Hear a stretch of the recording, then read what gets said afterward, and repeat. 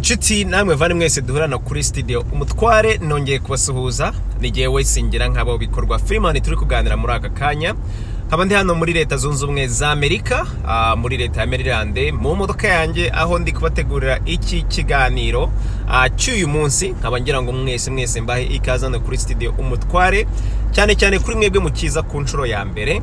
Iki ni igice cya kabiri ndagira ngo kuri mwe mukigera hangaha murebe igice cya mbere twamaze gutapinga cyangwa se kurecordinga kugira ngo mukacenge up.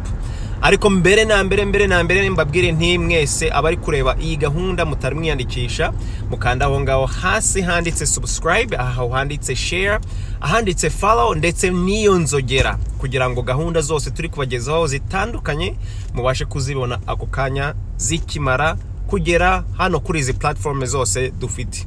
So mukanye rero mu gice cya mbere narindi kuganira natangiye mbabwira nti ibitekerezo dufite mu mutwe nibyo rufunguzo, nibyo bifungura byemerera ibintu byose bindi kukwinjiramo uko abumeze kose. Ahangaha ni ku bantu bose nta numwe ku isi utameze gutyo. So narimaze rero kanya narimaze umwanya mutoya ndi kubaha urugero rw'uko iyo ukunze umuntu nabaje nubwo nabwiraga ndetse nabakuze, iyo ukunze umuntu hari uburyo bubiri mbese ubasha gukora icyo gikorwa. Bigomba kubanza kukwinjira mu mutwe, ubwonko bukabyemeranywaho n'umubiri, noneho umubiri akaba ari wo mbese ukora icyo gikorwa, sibyo? So narindi kubabwira inti rero kuri mwebwe mutumvise igice cya mbere ariko ndagira mu mabwire inti mugiye kucyumva ndakora ka summary gato noneho ubundi dukomeza imbere. So narindi kushaka kubereka yuko ntabwo icyo ushaka gukora cyose kubanza kugira materiel cyangwa se ibintu byo hanze uba ufite kugira ngo bashe kugikora. Mbere na mbere igikorwa cyose ushaka gukora ugomba kubanza kugishyira mu mutwe, kikicara mu mutwe wawe, ubwonko bukabyemeranywaho n'umubiri wawe kweri biri kuri frequency imwe cyangwa se ku murongo umwe utavaho. Iyo wamaze kugera kuri uwo murongo nta kabuza umubiri wawe ukora n'ibindi byose. Ntukeneye amafaranga, ntukeneye access, nta bintu byinshi ukeneye. Mbere na mbere ni umutwe wawe ukeneye no kuba bikurimo kabisa. Akaba ariyo mpamvu nabwiraga inti iyo uri kwiteretera yaba ari umuhungu cyangwa umukobwa uri gutereta, iyo icyo gitekerezo cyamaze kukwicaramo neza ukacyumva ukagihumeka, icyo gitekerezo kikaba wowe ukacyemera ko kikubamo, umubiri wawe utegekwa amategeko y'isi, amategeko atugenga avuga yuko iyo step ya mbere cyangwa se icyo kintu cya mbere kigomba kubanza kuba kugira ngo ukore igikorwa gishyashya wamaze kukigeraho, isi yose ihita ikubaha, iragupfukamira kavuga iti free ukeneye iki. Turi kubona yuko umaze gukunda uriya mukobwa cyangwa se wowe wa mukobwa turabona umaze kwikundira aka gahungu, tugiye gukora ibyo dushobora byose kugira ngo ibingibi uri gushaka bikuzireho. Nimba muri kugira ngo ronda babeshya cyane mwe babajene muzirebemo, namwe bakobwa mwirebemo. Iyo ukunze hari umuntu n'umwe guhurushya rwo gukunda umuntu, hari ubwo wenda ababyeyi cyangwa se abantu bakureze bashobora kubyivanga bakobwa ngo uyu muntu aturuka ahangaha ntago tumushaka cyangwa ibintu nk'ibyo. Ariko wowe ku giti cyawe, ndi kuvuga ku muntu ku giti cyawe, iyo wamaze kubona umuntu shahu ukamufexa ukamufungamo, nta kintu kishobora kubikuvanamo. Kuri mwese mwakunze cyangwa se muri gukunda binabarimo uyu munsi, murebe ukuntu ibintu byose mubikora kubera icyo bita urukundo cyangwa se icyo mwita urukundo. No kubera igitekerezo cyakugezemo, igitekerezo udashaka kwivanamo, none ukagishyira mu bikorwa. So ibi rero ni kimwe n'ibindi bitekerezo ibyo ari byose. So nkaba ngira ngo mbabwire nanabashishikarize nti ewan mwicare hasi kuri mwebwe mutari mwabigerageza, murebe ibitekerezo bibarimo, murebe ibitekerezo muhorana mu mitima yanyu.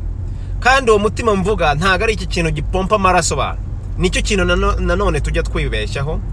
Ni expression cyangwa se no kuvuga umutwe w'imbere niwo twita umutima.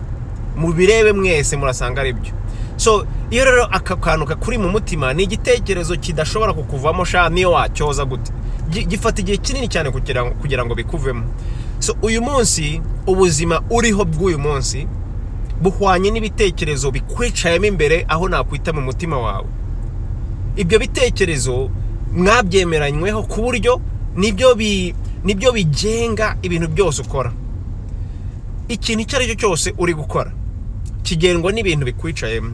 So ni ngombwa rero ko uyu munsi kweri wicare hasi wirebemo, uvuga uti ni ibiki, urebe ubuzima urimo. Ubwo buzima burakwereka, nibwo buhamya bw'ibitekerezo bikurimo. Nta utarenze no gufifinga cyangwa se ngo wibeshye, uriyizi neza. Ushobora kutabyemera ku mugaragaro, ariko niwicara ukareba ibintu byose ukora, ibyo bintu ukora byose ni ubuhamya, ni evidence cyangwa se evidence y'ibitekerezo bikurimo.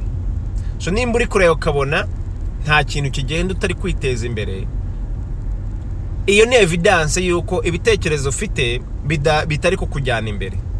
Nimba wicara ukavuga uti ibintu byanjye biri ku murongo nk'uko kweri ntigeze mbitekereza, ibitekerezo byakugezemo, ahubwo nuko wenda uri kubikora mu buryo butari ku murongo.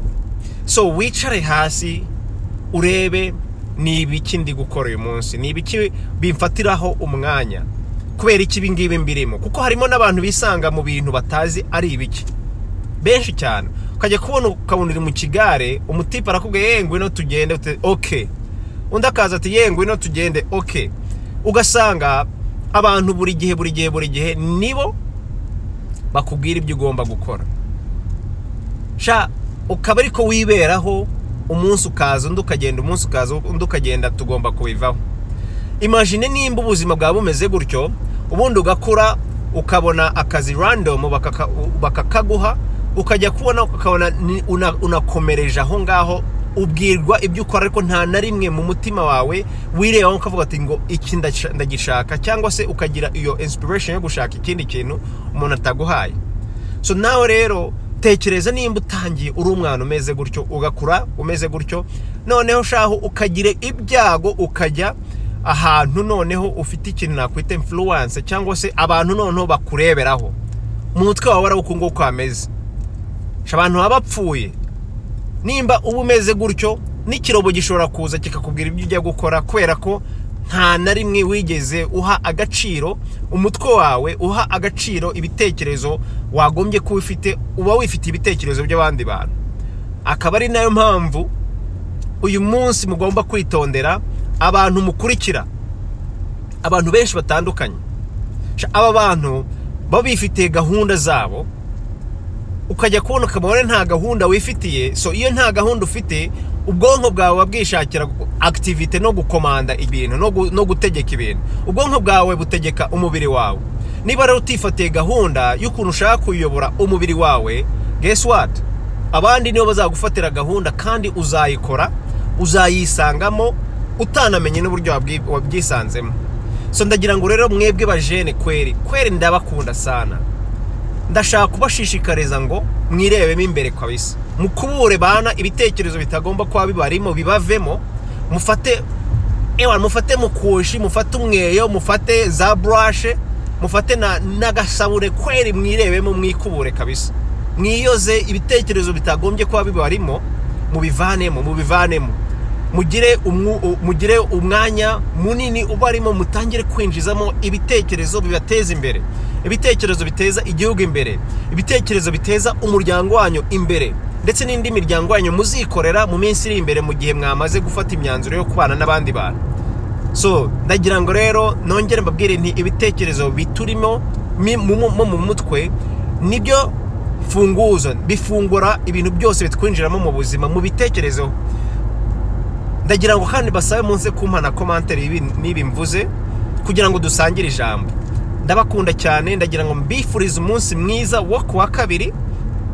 Hari ibintu byinshi birigiye kuza tuza kuganiraho, n'igihe singira nkaho bikorwa Freeman hano kuri studio Umutware. Umunsi mwiza, kandi ntimwibagirwe gukanda subscribe, follow, like, share ndetse nako kazogera.